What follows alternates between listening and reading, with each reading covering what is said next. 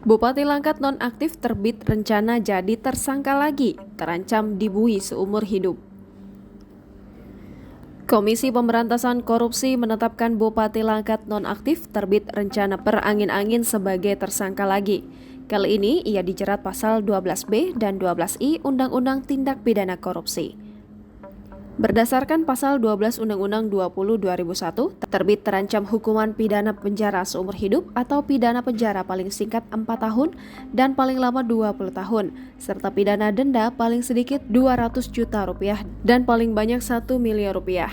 Ali mengatakan tim penyidik masih terus mengumpulkan dan melengkapi bukti, sehingga pihaknya belum bisa menyampaikan konstruksi uraian pembuatan rasuah terbit rencana secara lengkap.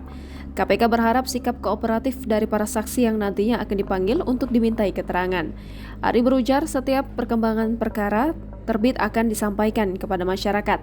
Dalam perkara sebelumnya, terbit rencana perangin-angin dan kakak kandungnya yang merupakan Kepala Desa Balai Kasih, Iskandar PA, telah didakwa oleh jaksa KPK. Keduanya didakwa telah menerima suap sebesar 572 juta rupiah. Uang sebesar 572 juta rupiah tersebut berasal dari Direktur CV Nizami Muara Perangin-angin. Terbit rencana Perangin-angin dan Iskandar PA didakwa menerima suap sebesar 572 juta rupiah bersama 3 pihak swasta.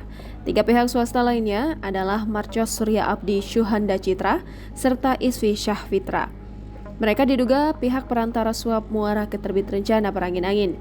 Jaksa menduga uang sebesar 572 juta rupiah tersebut berkaitan dengan jabatan terbit rencana perangin selaku Bupati Langkat periode 2019 sampai 2024. Uang suap itu diterima terbit rencana melalui Iskandar PA, Marcos Surya Abadi, Syuhanda Citra, dan Isfi Syahfitra.